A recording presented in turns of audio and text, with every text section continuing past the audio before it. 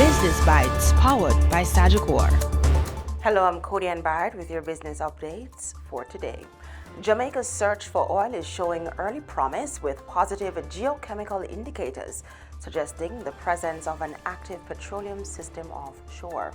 Energy Minister Darrell Vaz says United Oil and Gas has completed a surface geochemical survey with preliminary findings pointing to traces of oil-related chemicals in select samples. The minister cautioned, however, that any move to drilling will require a full environmental and social impact assessment, stakeholder consultations, regulatory permits, and cabinet approval. The results are very positive, but they are positive scientifically because they have seen traces. They haven't seen or touched the real deal. But it's still important because that is what will move to the next step.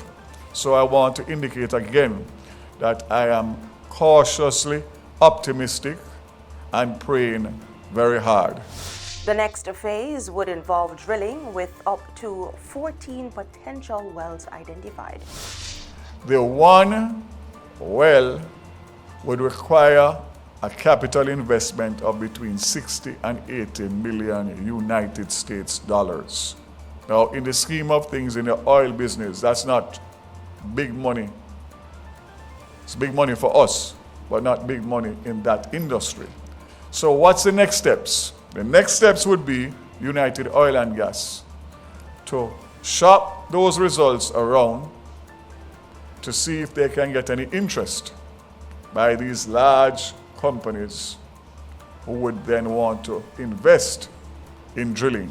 Minister Vaz says if the required capital is secured by United Oil and Gas, drilling is not expected to begin before late 2027 into 2028.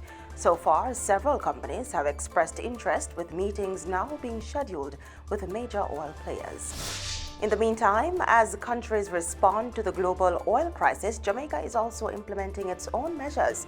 Energy Minister Darrell Vaz says in response to rising gas and diesel prices, the government will introduce a tiered pricing mechanism aimed at protecting consumers from sudden and sharp increases. It means that the $4.50 cap cannot be sustained. And it means that we'll have to have several different tiers of caps, probably 3,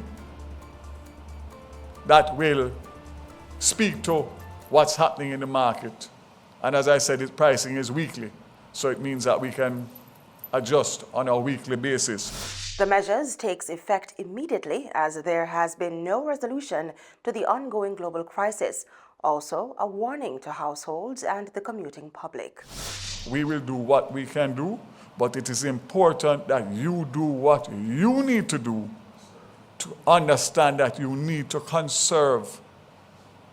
Starting today, government is going to have to look at policies to limit movements, especially transportation movements. And that's it for the Business Bites today. I'm Cody Ann Barrett.